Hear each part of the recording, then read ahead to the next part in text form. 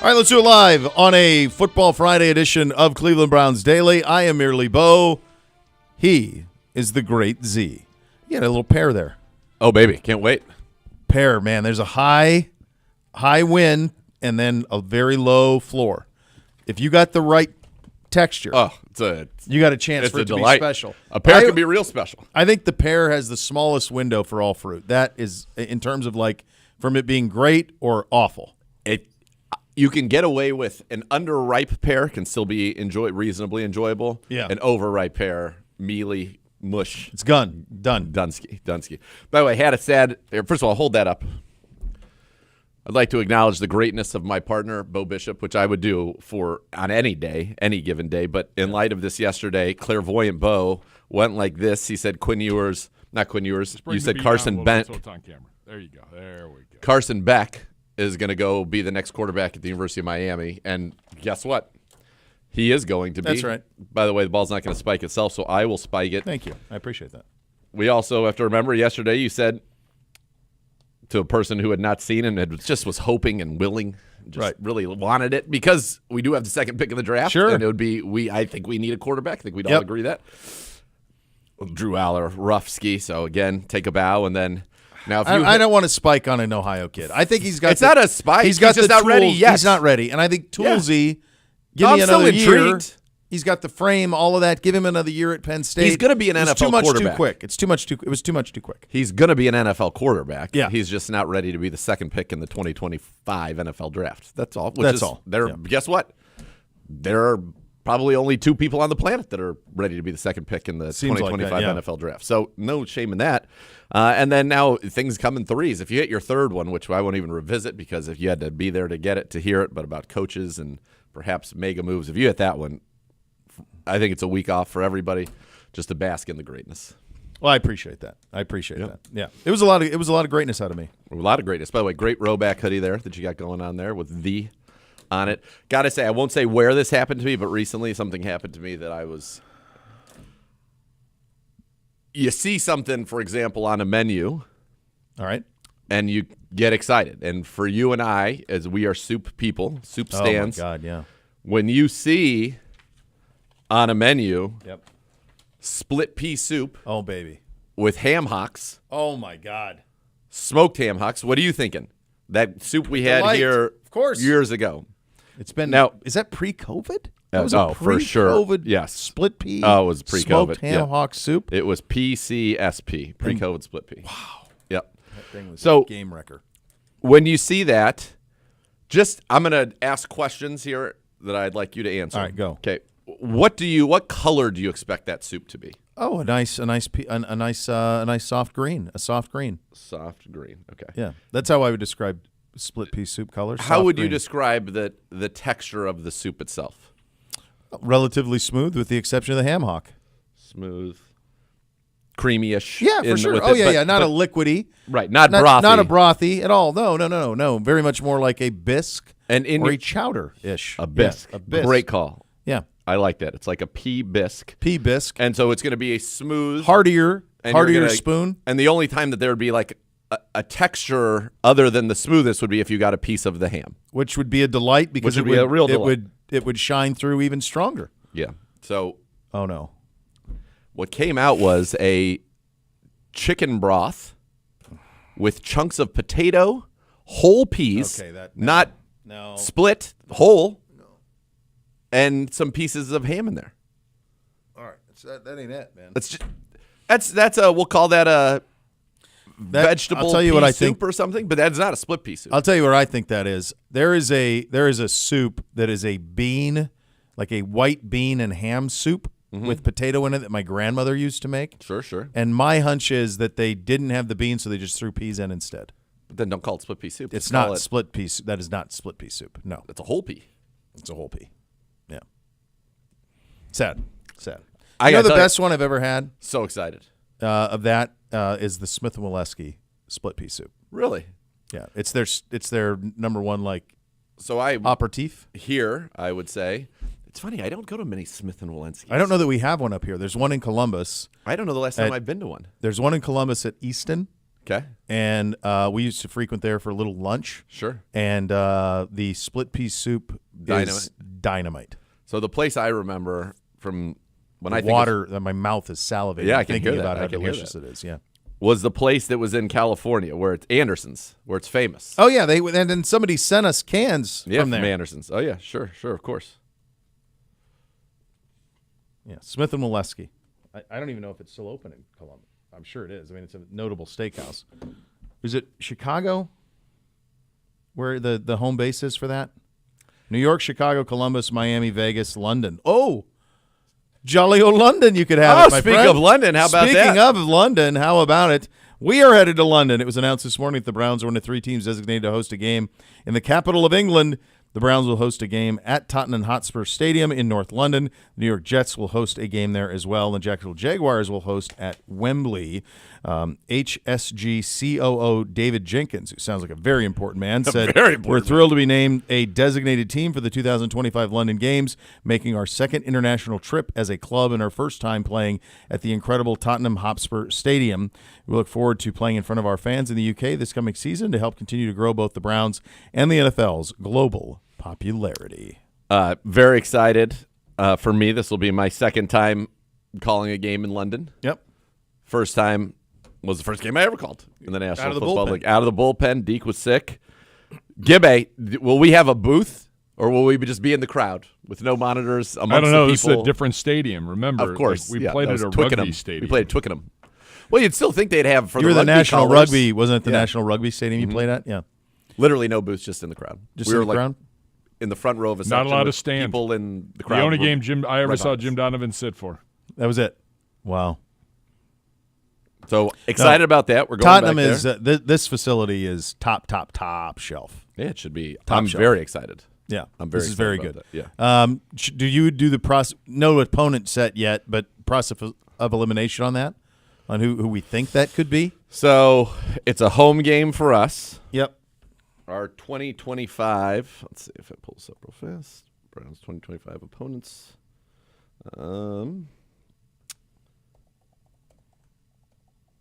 So it won't be. Here we go. The Browns' home games are the Bengals, Baltimore, obviously, Pittsburgh. And then you've got from the AFC East, you have the Buffalo Bills, and you have the Miami Dolphins, who are here again. You've got the Packers. You've got the Vikings. You've got the 49ers, and you've got the Tennessee Titans. Now, I think the way that it works, and don't quote me on this, but my remembrance, it's not going to be a division game, and then you as the team get to protect a certain number of your home games, which I think it's a couple, which Buffalo, Green Bay, my guess would be those would be the ones, protected. So Niners, Vikes, Tennessee, Miami. Tennessee. Now, we played Vikings there last time. I would say probably not. Honestly, I think it's going to be Miami or Tennessee. Okay. Although Tennessee, that feels like not that exciting. Miami, the reason I said Miami is they were just here. Yeah. So you this get like year. the double, yeah. So and their fans don't necessarily travel. Right. So maybe that would be Miami would be my early hunch. Now I have boots on the ground there who tipped me off about this. Believes that the date we are playing will be October the 5th. That's what you can imagine who boots on the ground might be. I can. In London, our correspondent. Yeah, he'd have a good handle on it. So that's what He's a man about town in old London town. Yeah, he is a man about. All right, what are we doing? When are we going to go out for advance? When are we taking this show on the road to London? Probably, I would say, go that Monday. It feels like we do a whole week in London, wouldn't we? Would feel like it. Yeah. Gibbe? What do you think, Gibbe? I don't know. I mean, the last time we went on a Thursday night. We got in Friday morning, we practiced, and then we played Sunday. Gibbe, that wasn't the question that he. That wasn't what he was saying. Two-parter. One, this regime goes out 2 days in advance to go to L.A., so my guess we could be there September 15th to get ready. Two, I was more concerned about this show. Yeah, right. We go Monday. Obviously, we'll go on our own. We need to do the advanced scouting. Yes. I could see. Oh, yeah. I could see a week's worth. Set the scene. Visit some castles. Visit some castles. So visit 5 hours. So right now, what is it? Is it That's 6 a big o'clock sweat there? pant. Am I wrong? No. You are not wrong. It's a bulky sweatpant. Very bulky. I believe That I'm going to talk to him about that. I think you should. I'm gonna. People helping people. So it we would need be to go 6 to some p.m. Browns backers pubs. Absolutely. It would be 6 p.m. Zagura would show up at 5:55. So? Gabe and I would be there at 3 to start setting up. That's fine. When's You don't Bo need 3 showing hours up? to First set of up. all, when's Bo going to show up? Well, Bo's got a show before that. Bo would be on the air at 3. I'd be ready to roll. Or I'd go, 2. I go 2 to 5 right into it. Yeah. A little bit of a respite. Grab a Bo little will be there split the pea entire soup time, and then do our fun, and then the frivolity is on. Imagine the damage we I'll could be get there into. whenever. Oh my God, it's gonna be Can you imagine the damage we could get into? I don't think. I mean, you want to talk about the social channels having the time of their lives. Yeah, You and I frolicking. frolicking. Town. Oh, you're going to London. You Come sound like on. you're from London. Oh, come on. Man. Knightsbridge. Come on. Yeah. It's everything you want. How about it? Little Harrods. A day trip to Harrods. Oh, the fun we could have. We could bring Bootsy. He'd love Harrods. He would love Harrods. Time of his life. He'd end up with one of those bears. Oh, there's no question. Yeah. Yeah. He'd be into one of those bears for sure. The only thing that would, if I brought him, I would have to bring my wife from the standpoint of she would green light all of it. Otherwise, he would just be a steady diet of red lights, which he's not a big fan of. No, green lights. He likes to avoid that. Yeah, green lights. Yeah. I think the Hoff should come with us. Obviously. Gibbe, you have a lot of time here. These are things for you to pitch. Sure, I'll get right on it. I don't think he will. I don't think he's going to. I don't think he will either. Don't you think this sounds like a good idea, though? I think it'd be I content believe bonanza. that your best friends in the company are people of consequence. So, I mean, So you're Van putting it on Scouting? me? maybe you should you're- use some influence. So let me just get this straight. Within a 3-minute period, you've bashed me. You've insulted me.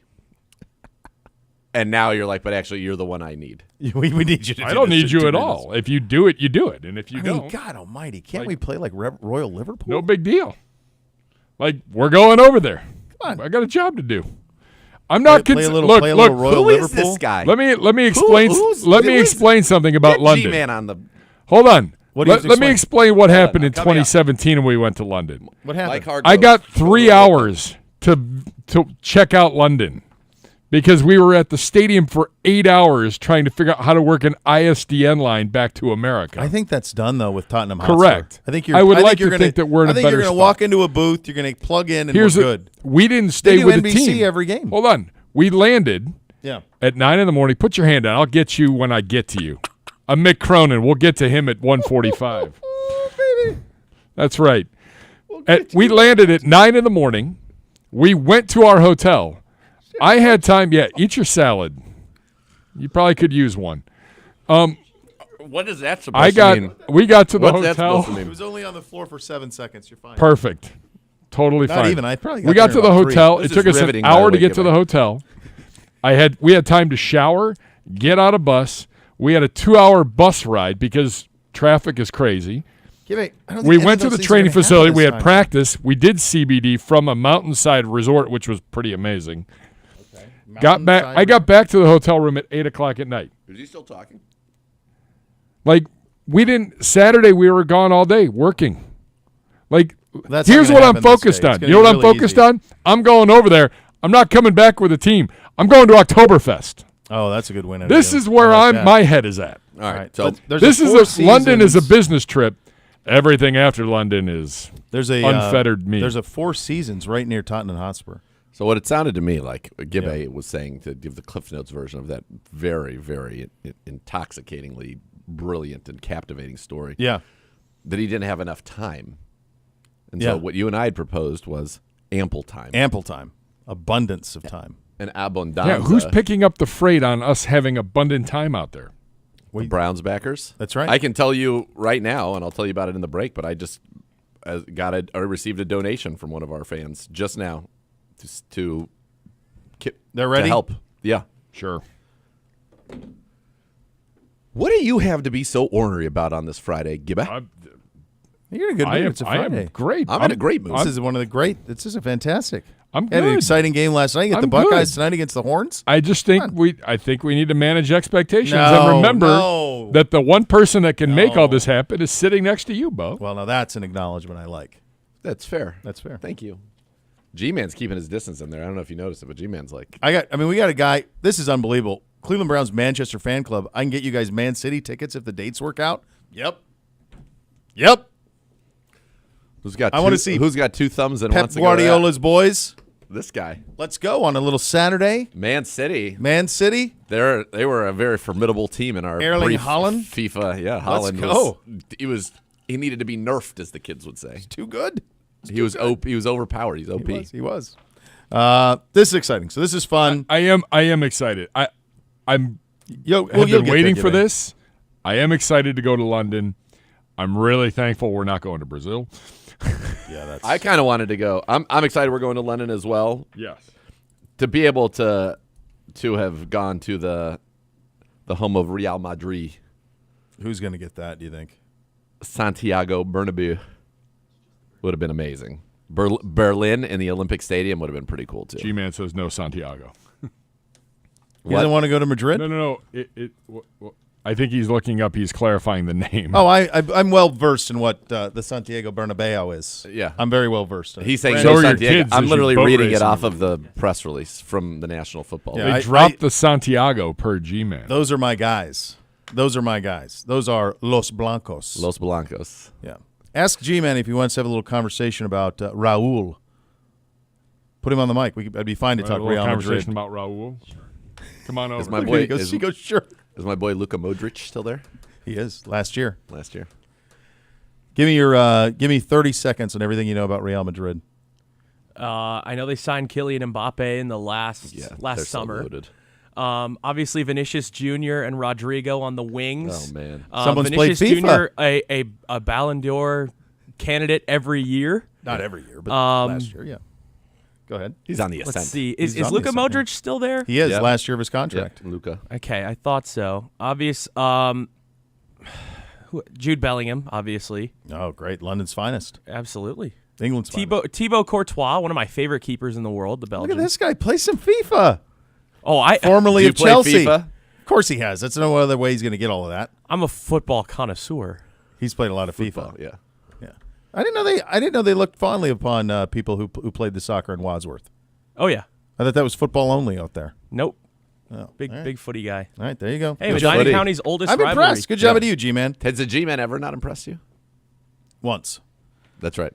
Well, but he's rebounded. he was at what we like to call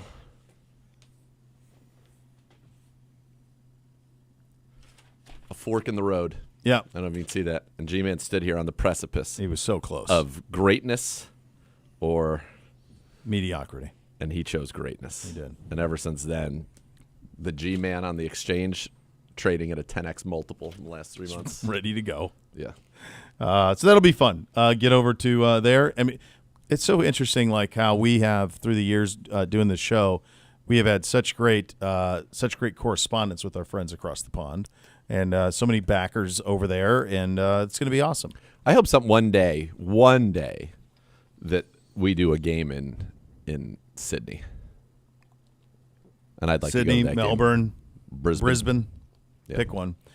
I don't know how would the NFL do that? Just from what's the exchange on the time rate when you go there? 12-ish. 12-ish? Yeah. Pretty sure when Dabo is watching us, it's Yeah. like 3 a.m. or something. It might even be 14. Hold on. I put it at my world clock. I can tell you. One second. Yeah. And they're ahead? Hold, please. Or behind? Oh, they are well ahead, my friend. Well ahead. Okay. So in Brisbane, they are right now in Brisbane. They are plus 15 hours, so it's 4:19 a.m. right now. So you'd God have bless Dabo. All right. So you're talking about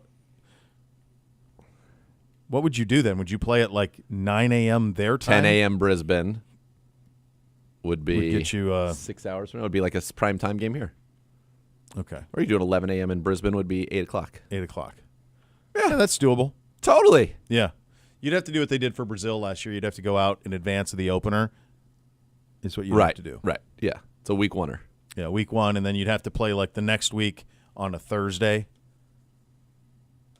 Well, you play that on Friday. Next week, you probably play on a Sunday just to get yourself back to reacclimated. Or Monday. So you had another extra day. Yeah. Maybe play it on a Thursday and then play the following Monday night. Yeah. That would give you the kind of a little bit of time to To get. get well. Yeah. Yeah. Did it bug you, like, even when I came back from Bora Bora, it took me, this was when I was young and spry, it took me quite a while to get back to the flip. Hawaii was really possible. Hawaii took my wife like a couple weeks. Yeah. And the boys too, like they were a mess. Yeah. It's tough. It's tough. And that's 6. By the way, yeah, we have some news. We do have some news. We do the serious portion of the program now. Well, we don't. I mean, we don't have. It's just a transition. We might as well hit it. Let's hit it. Some news regarding quarterback Deshaun Watson. Per multiple reports, Watson has ruptured the same Achilles he had surgically repaired following Week 7 against Cincinnati. He had surgery yesterday to repair the tendon, just as was the case the first time. Green Bay Packers team orthopedist Dr. Robert Anderson of Ortho Carolina's Foot and Ankle Institute performed the surgery. So, obviously, when Andrew said that, I guess, I mean, sometimes it feels like a while ago, but it was Monday in his press conference that there had been a setback.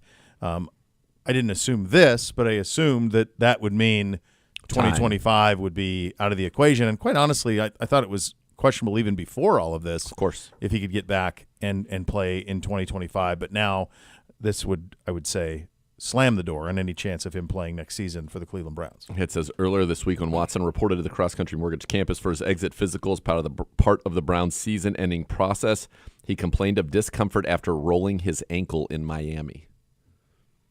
So that's what it was. That's where we are. And yeah, we're right where we need to be in the sense that we need to get the quarterback that's everything, man. That is everything. We have got to get that room figured out. And obviously it's a bummer for Deshaun trying to come back from another significant injury again. To have a setback like this has to be very, very, very tough because that definitely puts, I'd say, this season in complete jeopardy. Not a doctor. Don't play one anywhere. Not pretending to be. Did he sleep at a Holiday Inn Express last night? I live near one. Counts. Honestly, in all seriousness, like I think just separate all of the rest of it, all of it. Hard to imagine, just mentally, off of last year, with the shoulder, all the rehab back, now an Achilles, retore. He will not have played a full season of football since 2020, whenever he takes the field next. Yeah, which is likely 2026. At the earliest 6 years. Yeah. Between, like, a full season. A full season. Yeah. It's certainly tough. Some other news, Browns assistant wide receiver coach Callie Brownson is leaving the Browns and joining USA Football's senior director of high performance and national team operations. She'll be a critical part of the staff responsible for selecting, training, and leading the U.S. men's and women's national teams that represent the United States on the world stage, including when flag football makes its Olympic debut in L.A. in 2028. So congrats to Callie. I wonder if she's going to get that guy that said he's better at flag football than Mahomes. I wonder if he's going to be on our squad. You know what I'm talking about? The guy in all those videos. He's like the flag football quarterback extraordinaire. Yeah. Yeah, I don't think. But I think our guys want to play, right? Didn't Mahomes say he wanted to play? Then yes. Then he's playing. I'd say so. Yeah, I think like if our guys want to play, then that's it. Could you imagine him sort flag with Jefferson and Chase? Tyreek Hill running around unfettered. Yeah. No contact. Yeah. Good luck trying to defend, boys. Yeah. Hey, world. Silliness. Good luck. Silliness. The search for the office coordinator also rolls on. The Browns reportedly will interview Falcons tight end coach Kevin Koger and Seahawks quarterback coach Charles London today. Is there a series of you get the offensive line coach first? How many other teams are out there looking in the quarterback in the coordinator world? There's a bunch looking at head coaches. Yeah, but everybody who's looking at a head coach is probably looking for a coordinator. So I think you got to get those done first. Get the head first, and then yeah. But if you're the Browns, I think you want to try to get this done before the real hiring cycles start, because if you can, that gives you the first pick of all the coordinators you want. Because think about everybody who puts together a staff is going to need a coordinator on offense. Yeah. So, and we're now at like 7 openings. So you want to be ahead of that. And I think the Browns, that's why I think they're moving so quickly right now. And I think you'll have something probably by within the next week or so. Yeah, I think it does feel like the closest of the open spots is New England. I mean, some of the reporting today, obviously they're wrapping up some interviews. With Vrabel? They've already interviewed him, but I think it was Breer or somebody this morning I saw was writing some of the effect of like there was one more, but all signs pointing towards Vrabel in New England, and that makes all the sense in the world. So if that one's done first, the reason I bring that up is, and this isn't scores, it's just connecting the dots. Would Mike have some interest in Tommy running his show as play caller, coordinator, all of it? They were both here. Everybody knows Tommy's ascending. I don't know. That's something that I just wonder, like, does the Mike Vrabel Patriots thing trigger, not just with us, but with everybody around the league? Because it feels like everybody's waiting on Mike. It feels like he's everybody's first choice. Yep. So once he decides, then dominoes can fall. Yeah, and I think if you're on our side, you've interviewed Tommy. If he's the guy, lock it up. Right? Yeah. And I know that I think everybody here is very impressed with him and thinks that he has – you talk to people around the league that he's got head coach in the future potential. So he's well thought of. I still think, you're going to get through, and we still haven't seen a report yet on Clint Kubiak, but I feel like it just makes too much sense. Yeah. And I think once you get through that, that'll probably be, you'll be ready to roll. But, I mean, to me it feels like Kubiak, Reese feel like the top two candidates. These are not scores at all. This is just my rampant speculation. Other bit of good news, Brown's therapy on a heater with us in London already. Oh, man. Trying to track down the train? Yeah, and it looks like I'm George Best, which is a big win. Oh, no, that'd probably be Sir Robert Carlton, Sir Bobby Carlton. George Best was from Wales, hoisting the World Cup. That actually might be the Stallone movie. I'm not sure. Browns backers North Jersey, imagining Z and Bo going around England like Chandler and Joey in that episode of Friends. We'd have the time of our lives. Honestly, like it would be what we could do for the Browns social channels that week.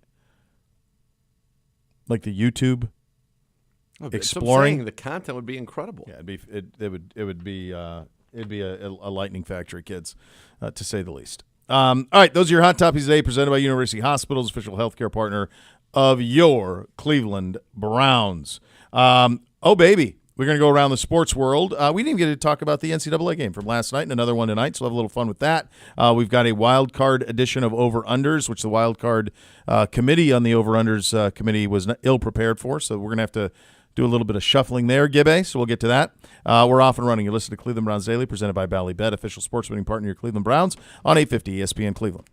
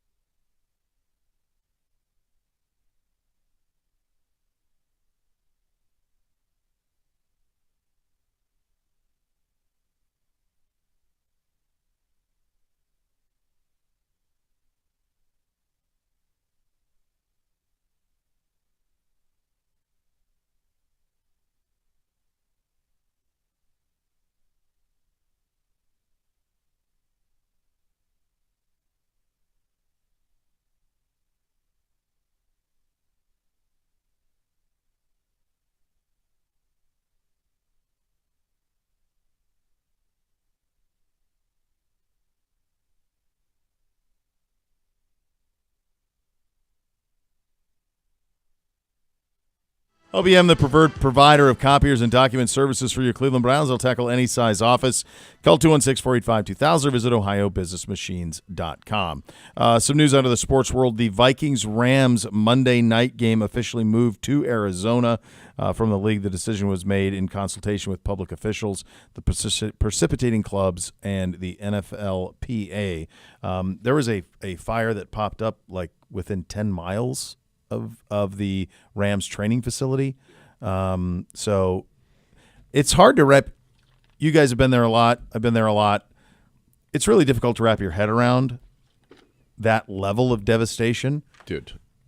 When you're talking about entire towns and communities annihilated and some of the most stunning vistas on the planet globes. Yeah. It's so tragic. It is so sad. And there's no end in sight still. Yeah, it's so. Am I correct on this? I don't think I haven't heard anything changed. this morning. It feels like basically they need Mother Nature. They need wind to stop, and they need, obviously rain would be ideal, but they haven't had that in 8 months. But they definitely need the winds to chill out a little bit. There was a video I saw yesterday it was a Ventura County chopper, fire chopper, that was trying to pick up water to fill, and the water was just being blown out. Like it couldn't even contain the water to do a drop. So it's, in that instance, you could, all the water in the world, if you can't spray it and you can't drop it because of wind, it's a problem.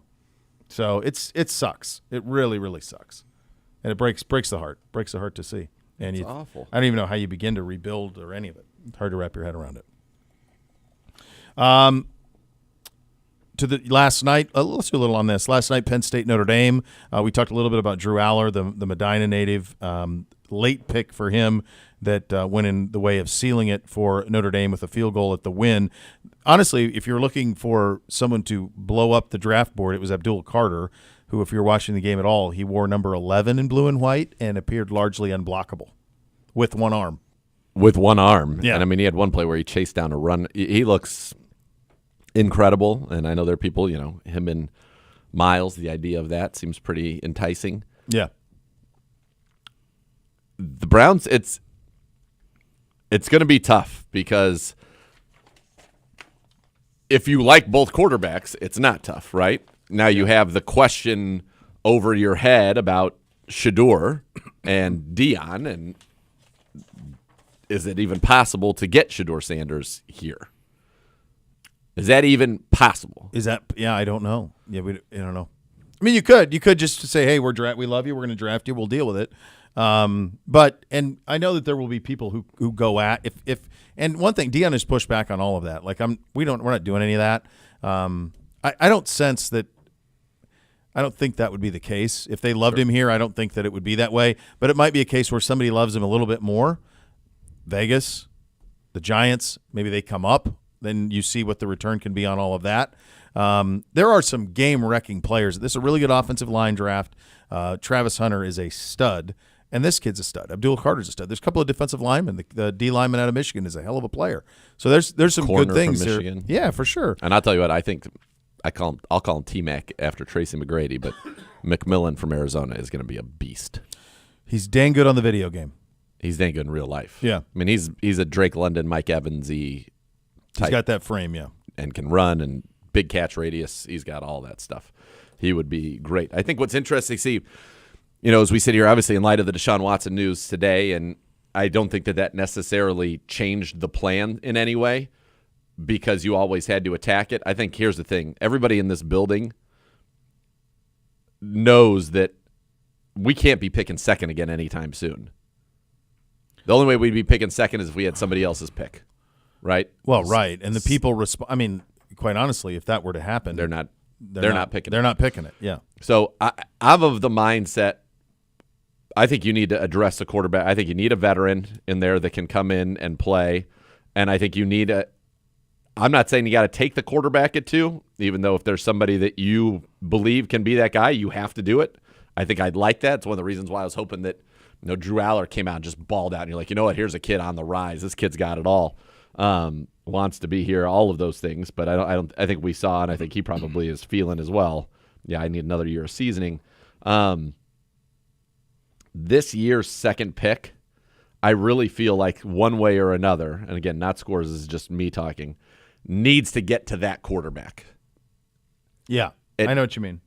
That asset, that incredibly valuable asset of being the number 2 pick in the draft, somehow, some way, whether it is through a trade down, whatever it is, and we trace this over time, but eventually the fact that we have this asset, and it could just mean as simple as easy as you stay at number 2 and you take a quarterback that you love, but that asset has to somehow be linked to the next real shot we take at quarterback. Now, you could say, all right, we're going to bring in a veteran this year. We're going to trade down. We're going to get all these picks. We're going to have this reserve. Yep. It's never that easy to turn that into a quarterback, though, as it is when you're picking second and you can take somebody.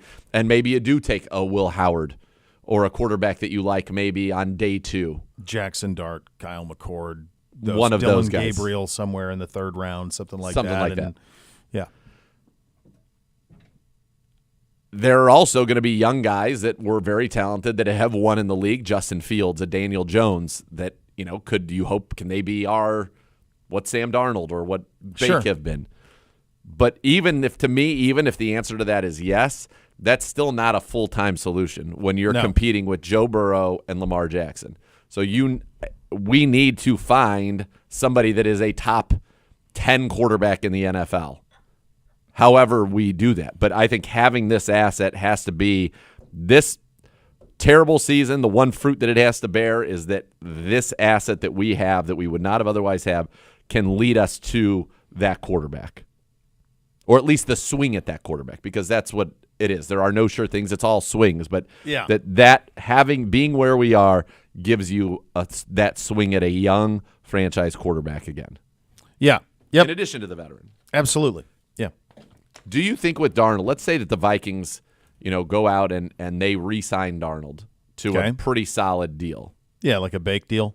Do you think teams will then try to maybe go after a J.J. McCarthy? Sure. Don't you? I would. Yeah. And I think Kwesi might be open to it. I mean, he's if he re-signs Darnold, he has now in the position that the Detroit Lions are now in, where you are in a window where let's win right now. We got a young quarterback we rehabilitated. Not that Goff need rehabilitating, but you get the point. Ton of weapons around him.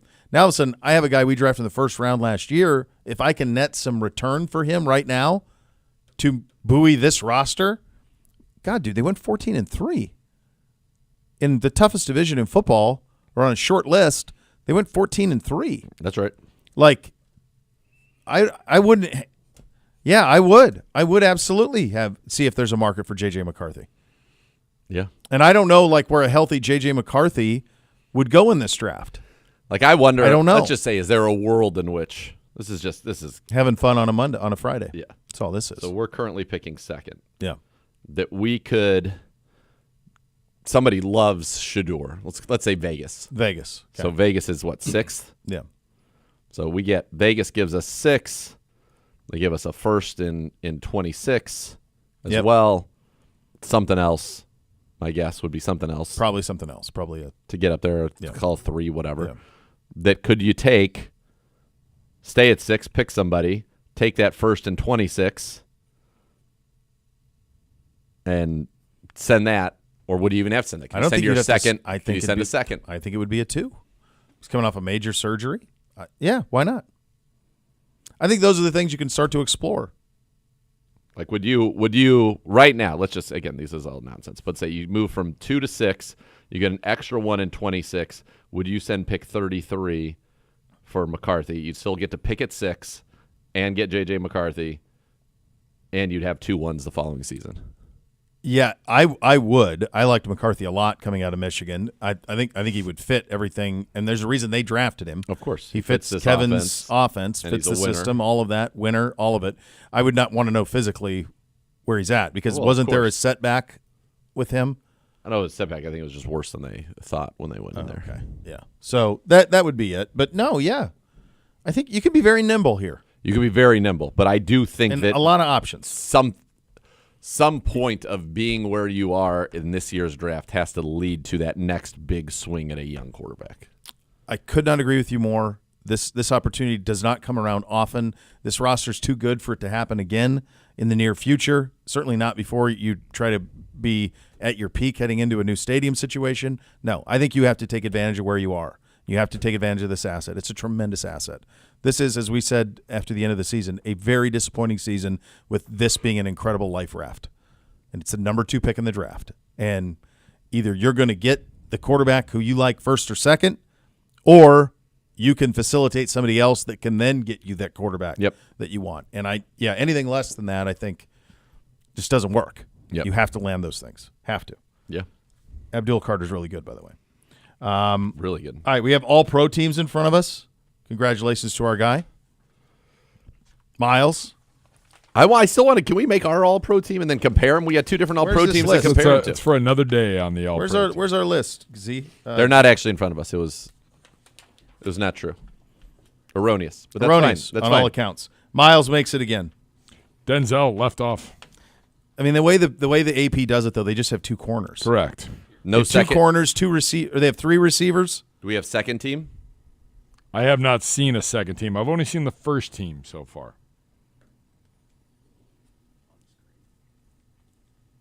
See if I can find that for you. There you go. There you it's go. on the screen in front of you. It should be on. Man, I'm 40, Gibby. I can't see that far. Miles Garrett, Trey Hendrickson, Cam Hayward, Chris Jones. But I didn't want to see this. I wanted to guess ours. Now I've seen it. Zach Bond, Fred Warner, Roquan We already Smith, said it. Pat Surtain, Stingley, All right, here's your second Marlon team. Humphrey. There's 3 corners. Your second team defense, the corners are Trent McDuffie and Christian Gonzalez, and then Derwin James is a slot corner with Kyle He didn't Hamilton even make second team? and Buda Baker over That's top. ridiculous. Yep. This would have been the year to do it. He was absolutely lights out. Bowers, first team All-Pro. That's crazy. Amon-Ra, Jefferson, Jamar. That's pretty good. Wirfs, Tooney, Creed. Who's the right? Quinn Miners. Yes. And then Penei Sewell.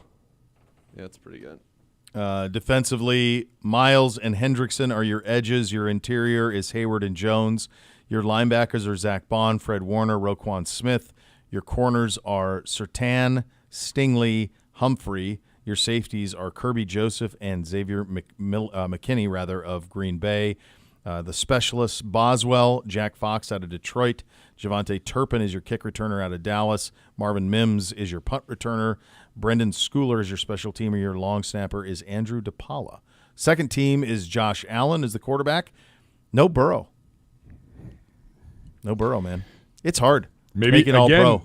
Don't win. Does yes, that but has to play a factor. I know. I mean, I don't know. It's just like that's the one position where you can't let all pro determine Hall of Fame fate, because there's only 2 that get picked, and I mean, like the lack of all pros that Brady has because of that is just part of as an example of why it's really tough at that position. Derrick Henry is the running back on the second team. Juszczyk is the fullback. George Kittle, the tight end. McLaurin, CeeDee Lamb, and A.J. Brown are your second-team All-Pro receivers. Mailata is your left tackle. Quentin Nelson, your left guard. Ragnow, your center. Chris Lindstrom out of Atlanta is the right guard, and Lane Johnson is the right tackle. Defensively on the second team, T.J. Watt, Nick Benito, Andrew Van Ginkel also on there. Zach Allen and Jalen Carter, your interior linemen. Frankie Louvu. Bobby Wagner. He had a great year, He's on man. a short list of all-time All-Pros with that. Yeah. He's All-Pro again in Washington. First team? Second team. Second team. Zaire Franklin. You look that up while I go through these. Yep. Trent McDuffie, Christian Gonzalez, Derwin James, the corners, Kyle Hamilton, Buda Baker, the safeties. Surprised Kyle Hamilton's not first team. And then your special teams, Brandon Aubrey, your kicker, Logan Cook, your punter, Austin Eckler, kick returner, Khalif Raymond, your punt returner, JT Gray, special teamer, and Ross Matiska. Gets robbed. Dude. No, just one Brown. Just all Miles. right. Give me the Bobby line because I think it's nuts. Okay, so he has been first or second team All-Pro now every single year since 2014. So 2014, so first team. So make up this an annotation for me. Go. 2015 second team. Yep. 16 first team. 17 first team. 18 first team. 19 first team. 20 first team. 21 second team. 22 second team. 23 second team. 24 second team. All right, I feel like that puts you in the Hall of Fame. Oh, he's going in the Hall of Fame for sure. Buddy, that is an 11-time All-Pro. Yes. That's first ballot. And That's a first six ballot. firsts. 6 firsts. 5 seconds. That's All-Pro 11 straight 11 seasons. straight seasons All-Pro. That's like Aaron Donald. I don't know if Donald has that. I don't think so. 11 years All-Pro? 11 straight first or second team. I don't know if anybody. You're getting in like the John Hanna, Anthony Munoz. So Donald only played 10 years, so no. Eight of them first team All-Pro. So he has more ones. But he had 2 years where he wasn't neither. Jim Otto had 10 first team All-Pros. Jerry Rice had 10. Ron Mix had 9. Munoz had 9 in terms of the first teams. But 11 straight All-Pros? Yeah. 11. So he doesn't even match that. You said he had 10? How many first teams does Otto have? 10. And Jerry Rice. Him and Jerry Rice have the most with 10. Okay, so Otto matches the 11 in a row, but then does not get to 12 in a row. He has a year off. He gets then it 13, next year. And then who do you say, Jerry Rice? Jerry Rice had 10. So Jerry Rice goes 1. No, Jerry Rice had in 1991, he was not an All-Pro, so he never had 11 straight. Only Otto and I think Wagner would be my guess. That's 11 straight. Who else is even possible? Who's got like 9? the 9 group was Munoz. I think Munoz was at 9. Munoz has 1, 2, 3, 4, 5, 6, 7, 8, 9, 10. Munoz 11 in a row. There it is. So Munoz, Otto both have 11, and Wagner has 10. No, he's got 11 in a row. Or he's got 11. No, that's right. 11 in a row. Otto, Wagner. All right, who else is at 9? That's it. Then it's Joe Schmidt, Reggie White. Let's see what Reggie White is. Lawrence Taylor, Bruce Smith. They're at There's 8. a bunch at 8. Yeah. Let me see. Jim Brown. Ooh. Reggie, does he have like 13?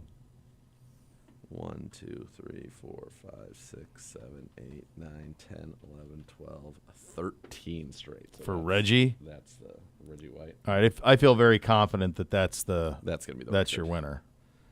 Let's see. Taylor didn't play long enough. He was only 12 years in the league.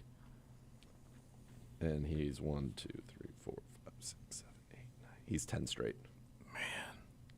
I mean, that's crazy category, dude. Rarefied air. And the crazy thing is, if you were playing that ultimate game of NFL Hall Bruce of Fame, Smith, no way. If you're playing that ultimate game of Hall of Fame, I don't know how many people would bring up Bobby Wagner's name in it. Yeah, but he is, and if he's more accomplished than any linebacker. If he goes first or second team next year, he goes into second all by himself of consecutive years of behind only Reggie White. Only Reggie White. Man, oh man, that's pretty good. You're never going to get a quarterback to do it. There's just no. I mean, that just like Mahomes this year is an All-Pro either way. I mean, not that he deserves, but like Burrow, like none of it. Let me see how many Peyton had in a row at his best. So Peyton he had 7 first teams, but he never had more than 4 consecutive years where he was either a first or a second. That's pretty wild. 4 is his biggest streak.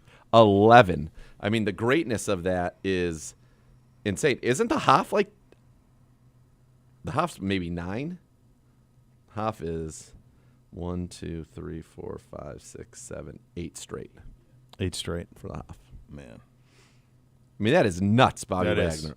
So that's why it jumped out at me when I read it. It just seemed like, my God. Yeah, that's wild. Because I knew that he had that streak, but I didn't know if he kept it when he went back to Seattle and all of that, and now to do it in Washington. No. He's first ballot. Jeez, walking right in. So Wagner, just for people to get a little bit of a sense of the act, 9-time Pro Bowl, 11 straight All-Pros, Hall of Fame's all 2010s team. Obviously, he's a Super Bowl champion as well. He has had 100 or more tackles every year that he has been in the league for 13 straight seasons. This year he had 132. The year before led the league with 183. 3 times has led the league in tackles. This year he had, 2 fumble recoveries, 1 forced fumble, 4 passes defense, 2 sacks, 132 tackles, 10 tackles for loss. 130. Jeez. Yeah. 10 for loss. My goodness. Jake Trotter coming up next? No. Why don't we do a little shorty? Why don't we do a little Mick Cronin when we come back? All right, yeah, you'll want to hear this. This is a good one. That's coming up next. Just to Cleveland Browns Daily on 850 ESPN Cleveland.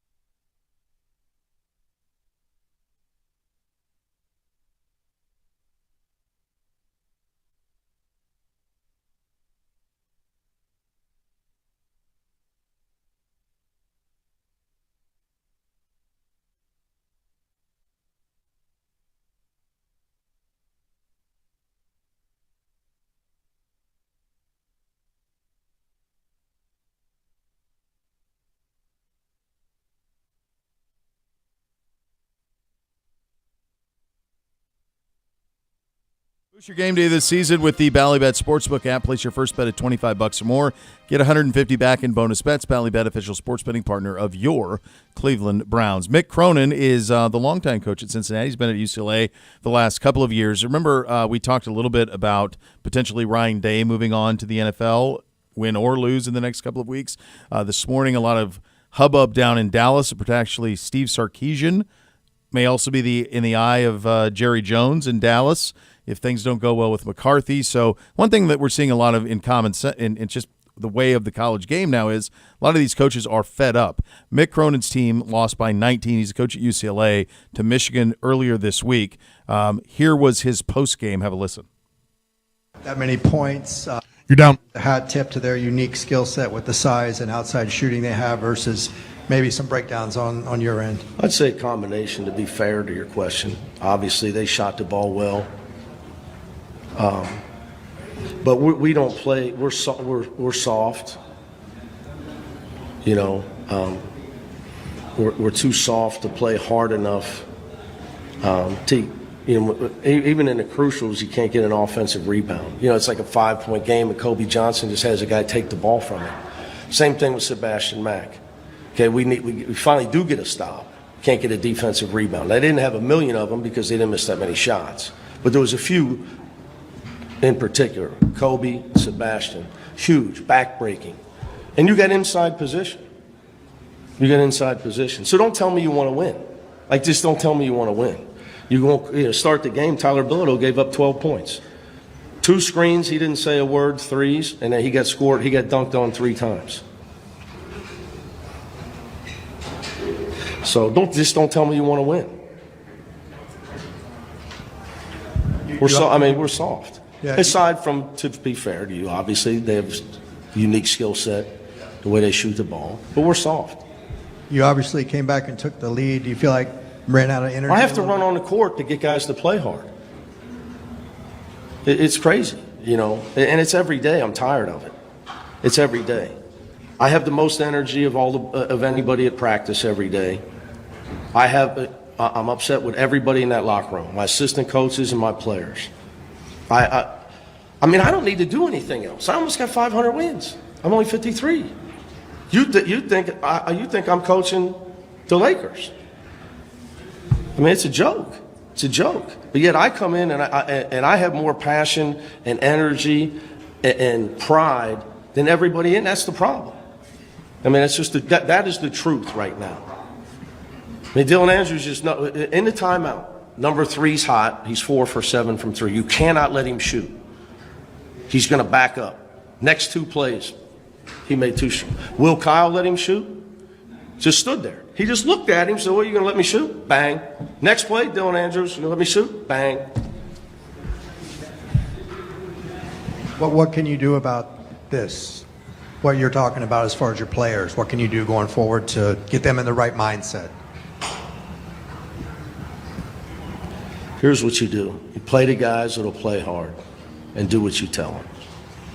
But right now, I'm searching deeply for some guys that'll play hard enough to win a Big Ten game.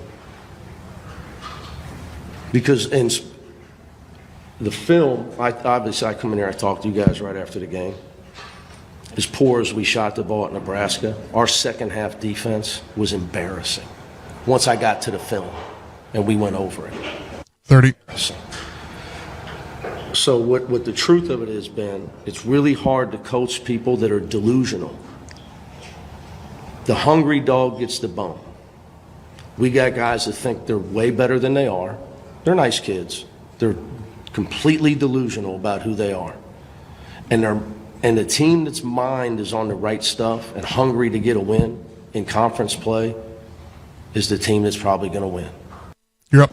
You know, we were talking about the curb. I got called yesterday. I got called today. I got called tomorrow. Yeah. These guys have no call. These coaches do. These coaches have no hand. They have no authority. They have no nothing because there's nothing that they hold over them.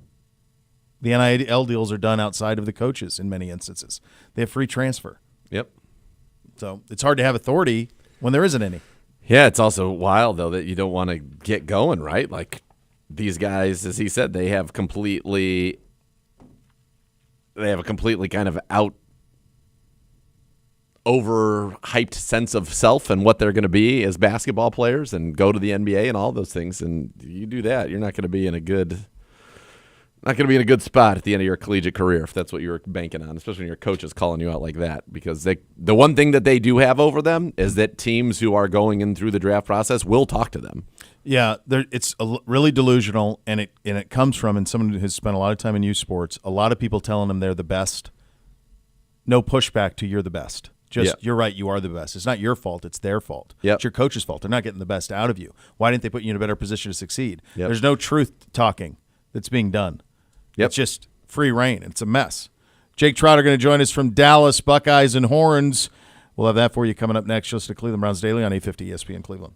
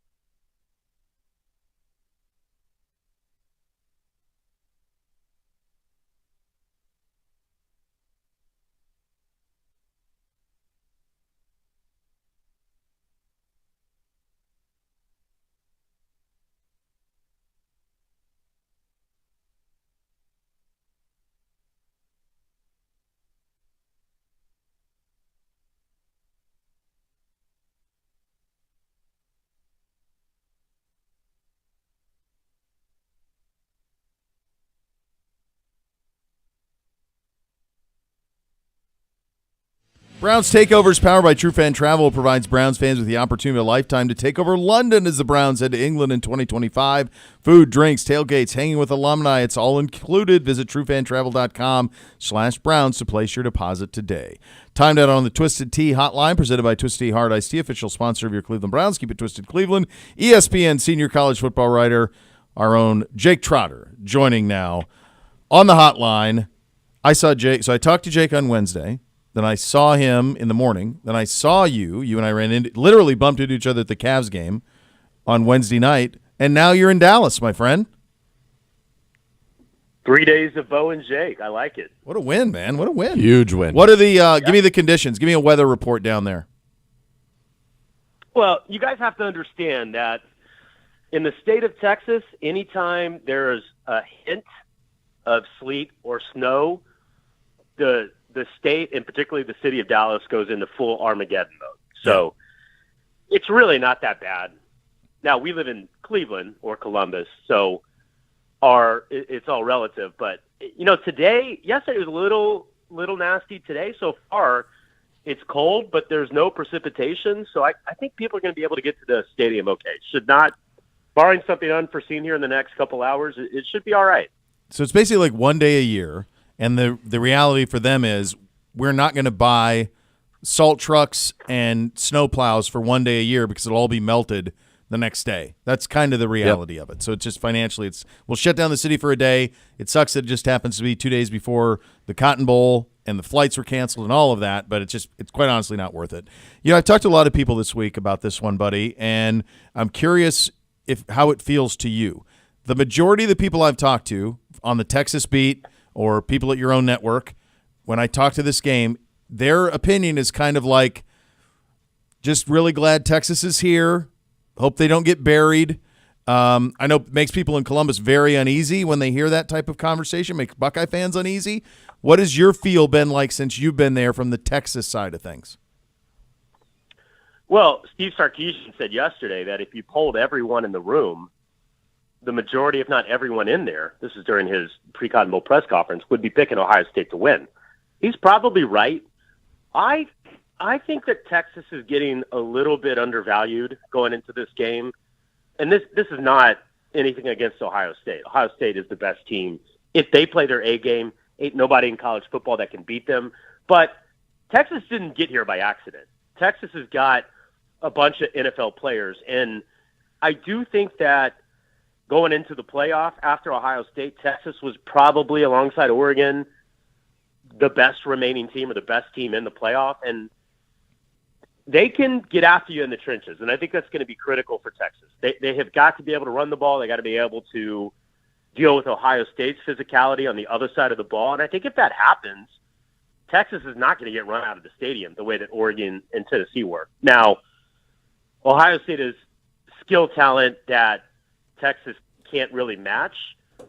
But you know what? No one can match what Ohio State has at the skill talent position. So I think we're going to know early on, like, what kind of game this is going to be. And if Texas can slow it down, if they can get their running game going, they get Gunnar Helm involved, their outstanding tight end, and Quinn Ewers plays up to his capability, which I think we saw signs of in that overtime against Arizona State. Ohio State could have a fight on its hand. But, at the end of the day, there's just so much firepower that Ohio State brings to bear. And not to mention the fact that they have the best defense in college football, but I think a considerable margin. It's just a lot to overcome if you're Texas. But I don't think this is – I don't think it's going to be 34-0 in the second quarter. No. I have a hard time seeing Texas just laying down like that, the way that Oregon and Tennessee did. So this is going to be the toughest game that Ohio State has played to this point this season.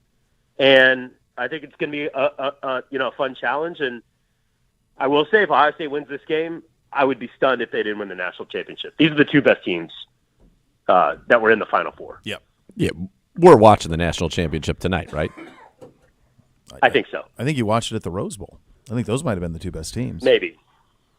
Yeah. Oregon and Ohio State. I think the layoff really hurt Oregon.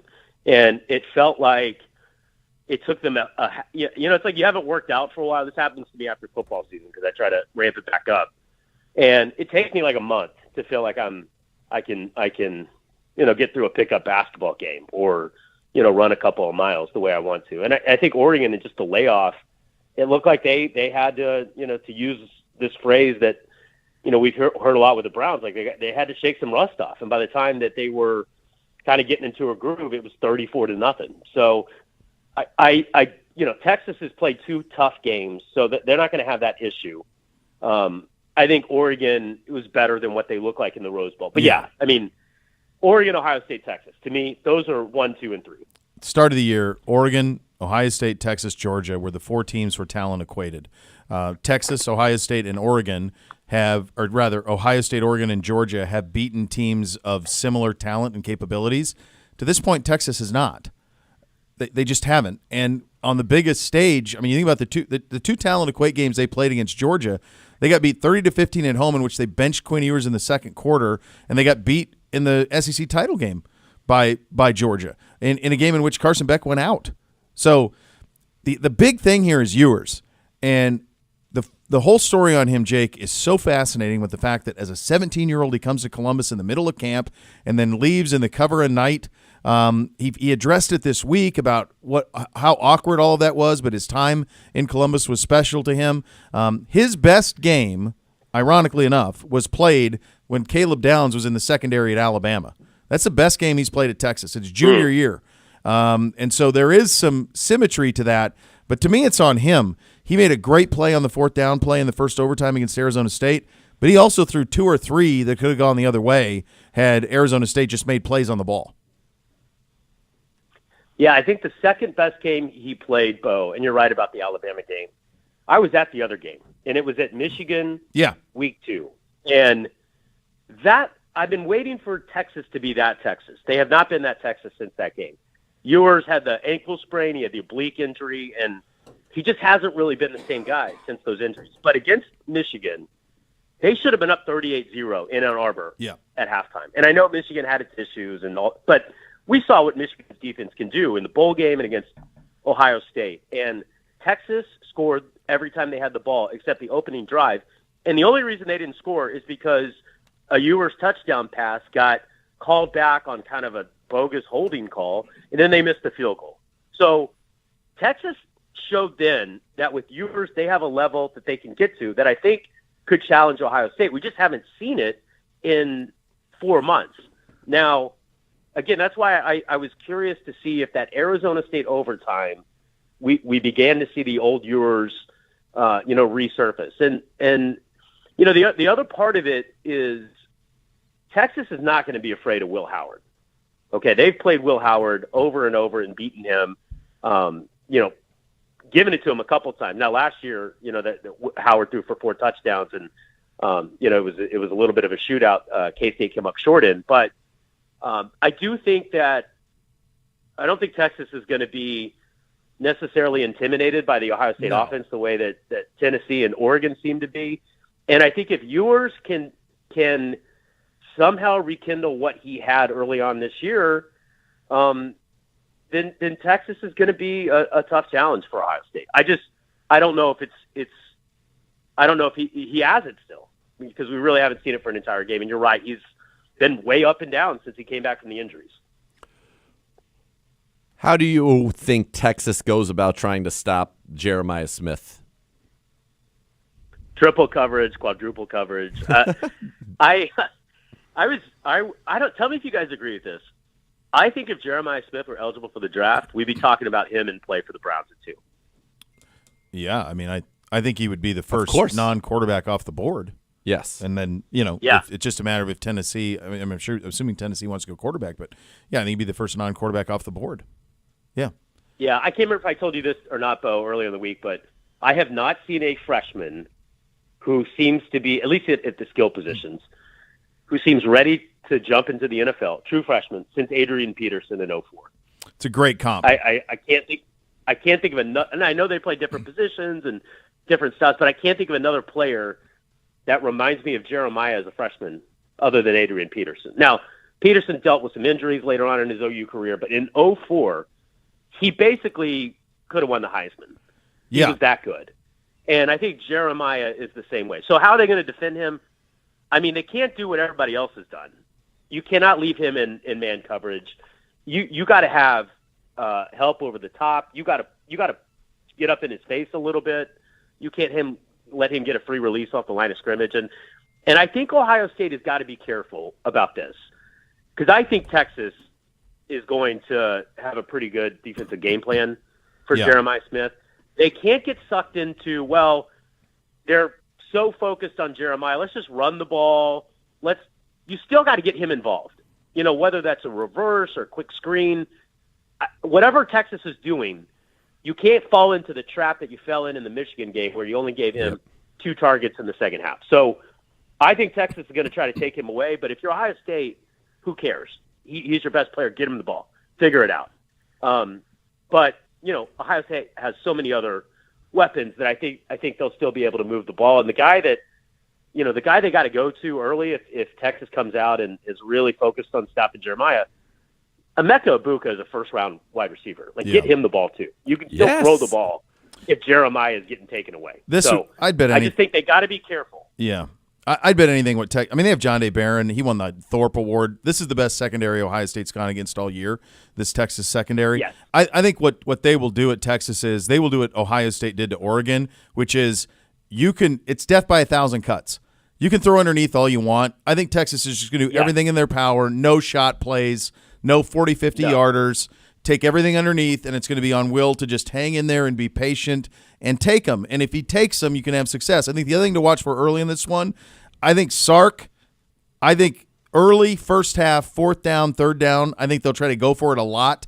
Those early conversions, who wins those? Watch for that tonight too, because I think Sark will let it all out. I think he's going to throw it all out. One other thing to watch for, he could go to a change of pace with Arch Manning. Yeah. Don't be surprised by that if you see that tonight. I've heard that from a lot of people this week.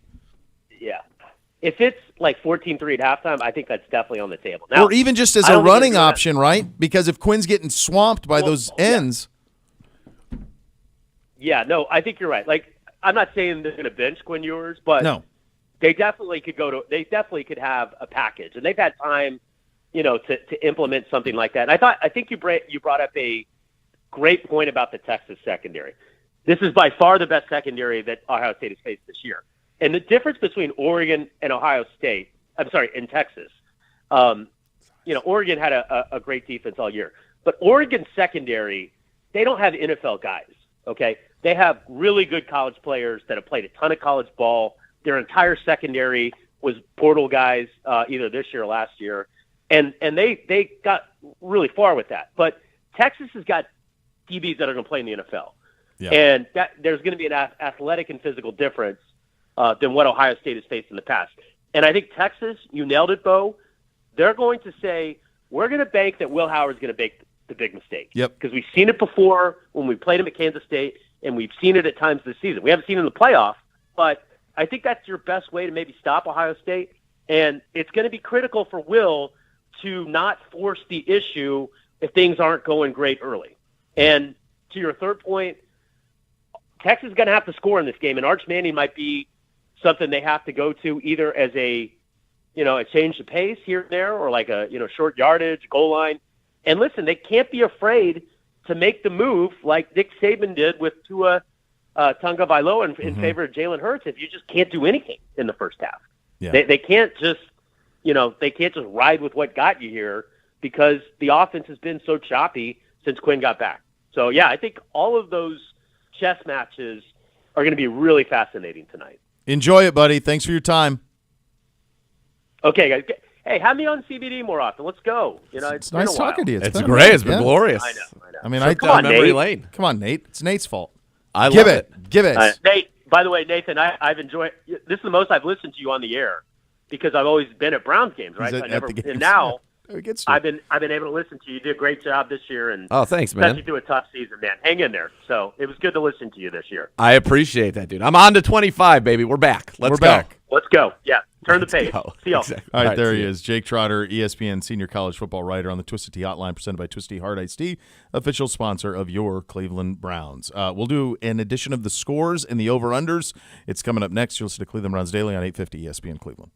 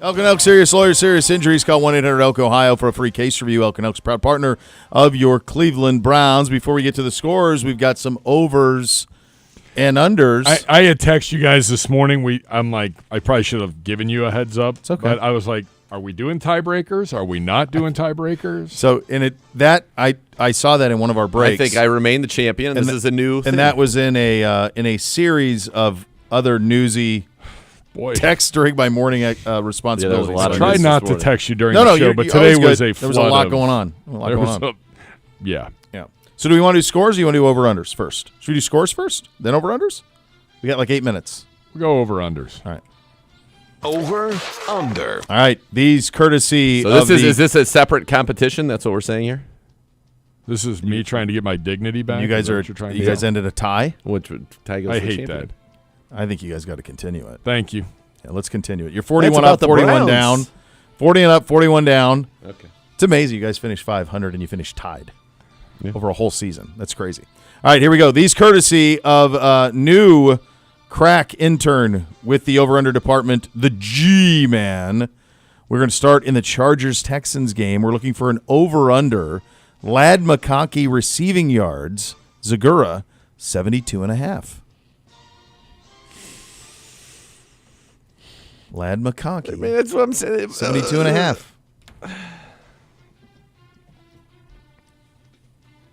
I like Lad a lot. I don't think that he'll be matched up with Stingley. They move him all over. Well, who else is Stingley going to cover? Stingley's on the outside. Yeah, they'll put him in the slot. Yeah, McConkey's on the slot quite a bit. 72.5. I'm sure this is going to be – I can't wait to see how well vetted this was.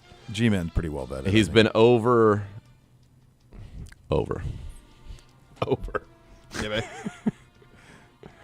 Yeah, I'll say over. He's been over in 3 straight and 6 of his last 7. Over, under. Gibbe, the Buffalo-Denver game. Josh Allen, completions, 21.5. Over. See? 21.5. Feels like an absolute layup. These are courtesy of the G-Man.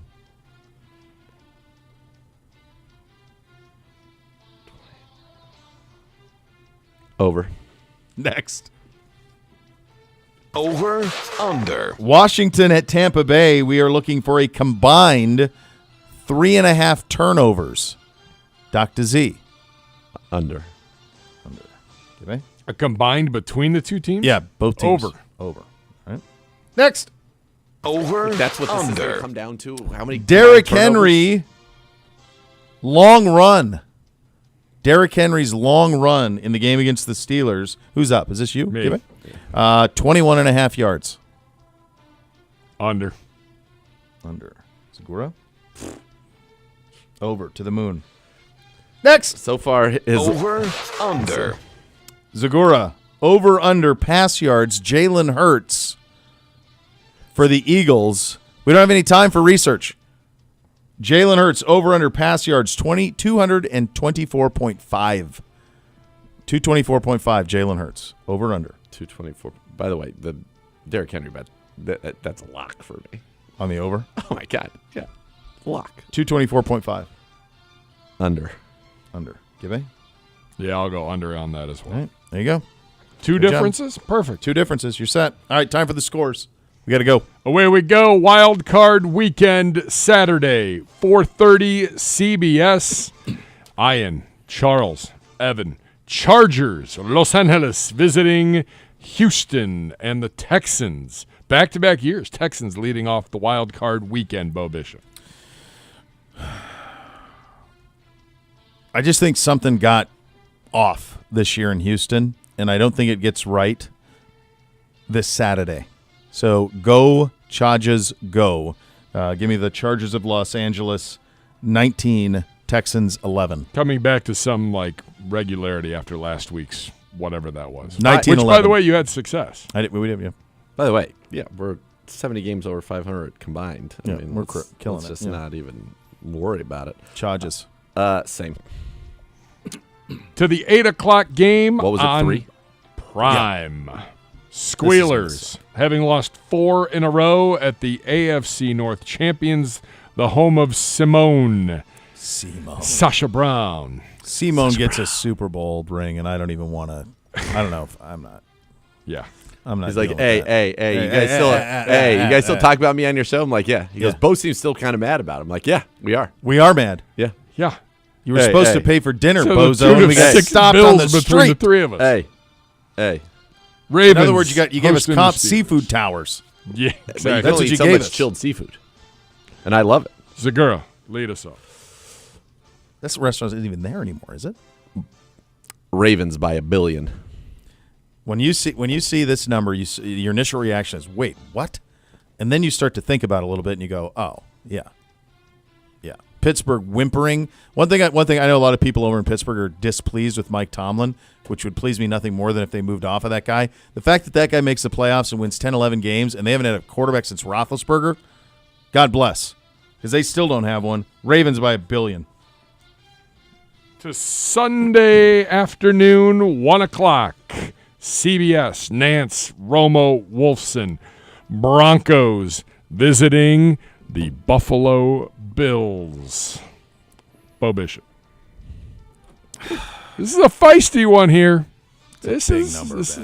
That's a big number. Nobody circles the wagons.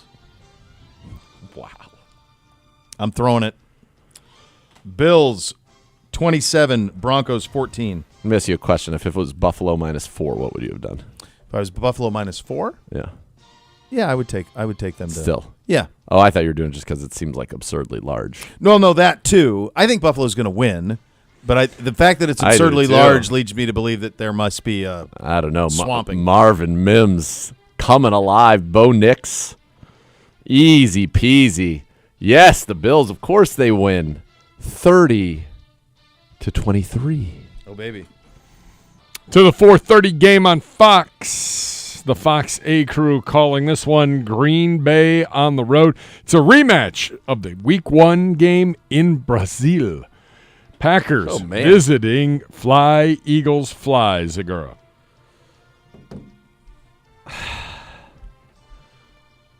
I mean, I've always been a Green Bay guy. I'm not changing now. Eagles, I do think will win this game.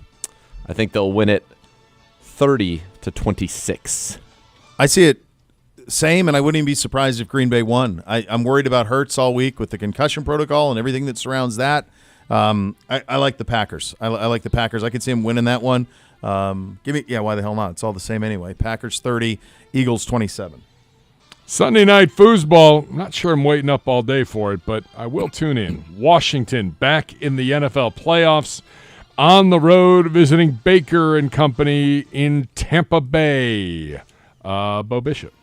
Give me Bacon the Bucks. I think they win by 7. Fun game, though, probably.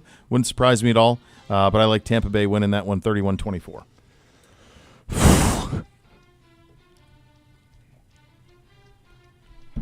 I was on the social media earlier today. Oh, baby. And I came across a great friend of the show. We always have him on when we play the Commanders, John Keim. And Keim had a picture of Jaden Daniels' locker. Okay. And in that locker were Bo Bishop's quarterback belief rankings. Oh, baby. For the 2024-25 playoffs. Hung up there, little tape. Right, little tape. 10th to your 8th? Yeah, exactly. That was it. and Keim said, Daniel's locked in to prove the naysayers wrong. And that's exactly what he's going to do. Oh, baby. Outright. Commanders outright in a shootout. 39-38. To Monday Night Football. I love that Gib was like, Keim, yeah, what did he do? What is he up to? Great Keim. I love Keim. He's a good man. From Arizona, Minnesota, taking on Los Angeles. It will be a Rams home game of sorts. Jeez, this Nathan. stinks, man, for them. I know. There's not going to be anybody at the game. Tickets went on sale, but only to Rams fans. Yeah, but think what they're dealing with. They got I got to get to Arizona to watch a football game. There's not going to be anybody there. It'll be all Vikings. I think it's just too much going on. There got to be players that are worried. It's too much. It's too much. It's too much. Vikings. I think it's also an overreaction to what happened in the Detroit game. Yeah. Minnesota's really good. Vikings 10, Rams 0. Yeah, same. Samesies. Good job, Gibbe. Very good job. Wow. Joel Bitonio from Locker Room Cleanout Day coming up next. You're listening to Cleveland Browns Daily on 850 ESPN Cleveland.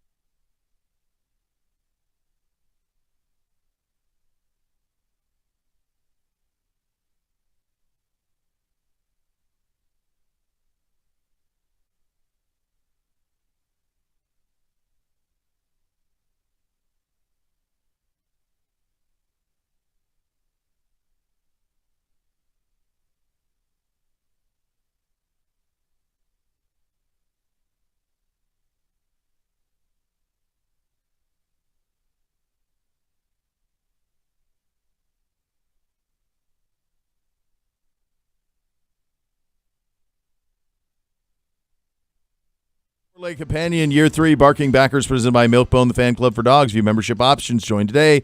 BarkingBackers.com. Time to head to the podium presented by Vivid Seats. Purchase your official fan experience package today for the ultimate game day. It's Joel Bitonio at Locker Room Cleanout.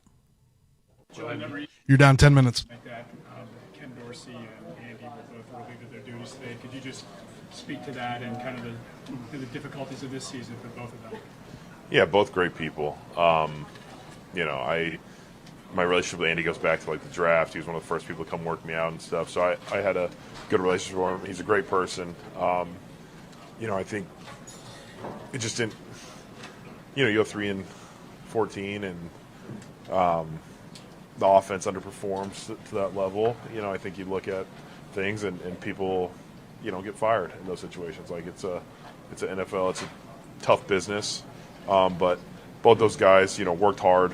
They did their best, and we just did not perform well enough on offense to not have to make some changes. What is it like to go through, as a player, to go through those coaching changes from last year to this year? Oh, it's different, You work with a guy like Coach Callahan, AVP, Scotty Peters for 4 years. You get used to their kind of lingo, the way we run things, the way we respond in games, and you're getting used to a whole new system. We bring in a new run game style. I'm not so sure about the passing game, but some of that stuff obviously has changed as well. And then you get into like how they react in games, how you respond, how you watch film, like all that stuff changes. Especially when you're used to someone for 4 years. So it's definitely a change, and we'll go through that. I'm sure they're going to bring in someone this offseason, obviously, and we'll see where we're at there. Joe, would you think it would make sense to go back to the kind of Kevin run-heavy play-action scheme that you guys had so much success with the first 4 or 5 years? Yeah, I think so. I think that's what Coach Stefanski's comfortable with. The marriage of the run and pass, you take your shots with some play-action heavy things. I think it's what we've had the most success under, and I think it's what Coach Stefanski is most comfortable with. The line was kind of built that way as well. I thought, me and Wyatt as pullers running some outside zone, like I think that was what I did well in my career, and I probably pulled like less than 10 times this year, overall. And there's games in my career where I pulled 8 or 10 times in a game. And so it was different for sure, but I think that's where the strength of the offense is, and hopefully we can, build it up and get the right people in the right position. Joel, how do you think you guys handled all the injuries this year? Because those first 8 games, it was like 7 different lineups or whatever, but then things kind of stabilized. So how do you think you guys did in the second half? Yeah, I think once we got to the second half, once Jack came back, White came back from his injury, Poe, missed I think 1 game. I think once we got the lineup back, and then DeJuan played for a few weeks, and then GI came in and played. Like, I think we settled down well. Like, I think if you look at even the numbers of pass protection and the run game, we didn't run a lot, but it was a lot more efficient. It felt good. Like, I felt like we were moving some people. I felt like we were getting comfortable. It's unfortunate the first 8 weeks of the season was what it was with the mix, but I do think the line settled in as the season went on. Joel, you're talking now like you plan on being back next year.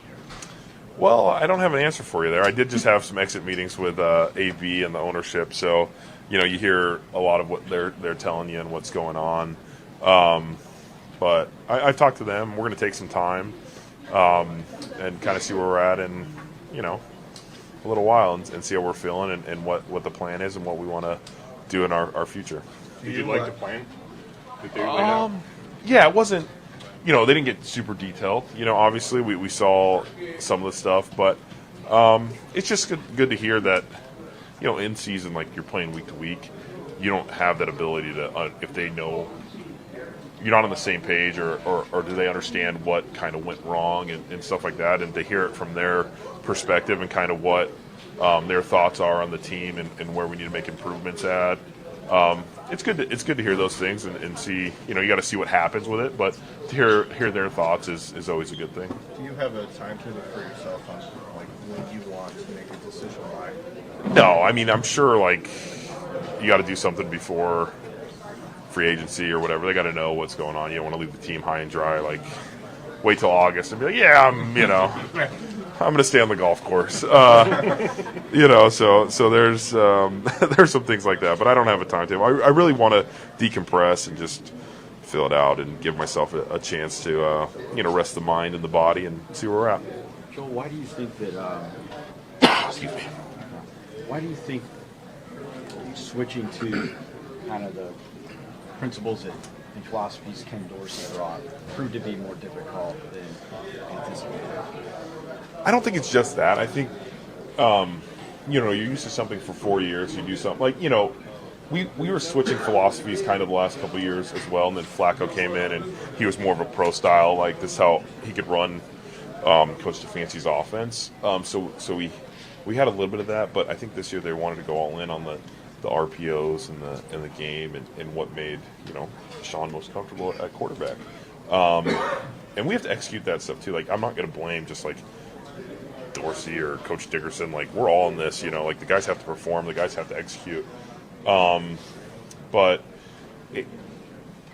it's just different. It's different for the guys. It's different for what guys have been doing, what they've been taught, and so it takes some time to start filling it out. And then by the time maybe you start getting comfortable, quarterback gets hurt, a guy gets hurt, you keep mixing and mashing the offense. Nick Chubb doesn't come back till week 6. Like there's a lot of factors that go into it. Joel, if Deshaun Watson is the starting quarterback in week 1 next year, is that something that you can embrace and get behind? Yeah. We know Deshaun's part of this team. We know he's working hard to come back from the Achilles injury. And if he's, our starting quarterback next year, I think the AB, Coach Stefanski, the offensive coordinator, whoever that is, has made that choice because he gives us the best chance to win. And that's something that, we're going to support as a team. Kevin and Ken, both of you playing at such a high level this year. Did you feel you were playing as well as you have? Yeah, that makes it a little difficult too because I still feel like I can play in this league. You know what I mean? And it's just like the burden of playing in this league is tough. And as an offensive lineman, you have to be fully committed. Like you don't get to play. No offense to D lineman, but Brandon Graham's playing his 200th game and he plays like 24 snaps. You know what I mean? Like you're playing 55 to 85 snaps every game. I think I got close to 1,200 snaps this year on offense. And that's a big commitment, and then the practices and stuff like that. But no, I do think, and then once we settled down, the O-line got settled, I think I got more comfortable, and I feel like the last, 6 to 8 weeks I really played my best football this season. But no, I do still think I can play in this league. It's just, there's other factors as well. Joel, I apologize if this is asked already, but I know before the season, Wyatt sort of talked about just like the philosophical or like approach that Phil Callahan had versus what Andy had. Did you guys maybe miss that approach to things more than maybe you thought you would at the start of the season? Yeah, I think we all knew that Coach Callahan was a great O-line coach. Like he's had the resume, he's done it. We had 4 years of experience with him. So I think we all knew that was going to be something we missed. But, we had faith in Coach Andy as well. And it's different philosophies the way you coach. Bill's a little bit more in your face about things, and Andy's more, how do you want to approach this? It's more of a group think type of thing. But yeah, we didn't do enough. We didn't execute well enough on offense, and I can't point fingers at one person. Like I think it's such a group effort, and there's so many factors that go into it that you go 3-14. Someone takes the bullets for that, but yeah, it's an unfortunate situation. Did you feel any better about things after your exit meetings today? Everybody's frustrated. Everybody's, how did this come about? Like, what are your thoughts? I think it's good to like just talk and get it off your chest. So like there was definitely some positives in that sense. It's still frustrating. I think it's going to take me a little bit to, I think Miles said it yesterday. Like we went 0-16, and I don't know if that was quite as frustrating as this year, just with expectations, what we had done in the past. So it's still very 30. If you decide not to come back, will you miss having not kind of like on a farewell tour? Like Rodney knew all year that he was going to hit the That's not really my thing, I'd much rather just, be quiet about it. I mean, I'm so pumped for Rod because like he deserves that. He's such a professional. But for me, like, I don't know. Like I'd rather just be not even known. You don't want to be back there to take that last snap. No. Yeah, I'm good. You're up. All right, there you go. We've got a Cotton Bowl tonight, national semifinal, Buckeyes and Longhorns. Dr. Z. I've already told you how You've already made the pick. College football, College Nate. football, Nate. Yeah. It's going to be a beating. Yeah. A beatdown will commence. The Ohio State Buckeyes will be your national champions, and that big game will be just a distant memory, just a little bump on the road to glory. G-Man? Buckeyes by a billion.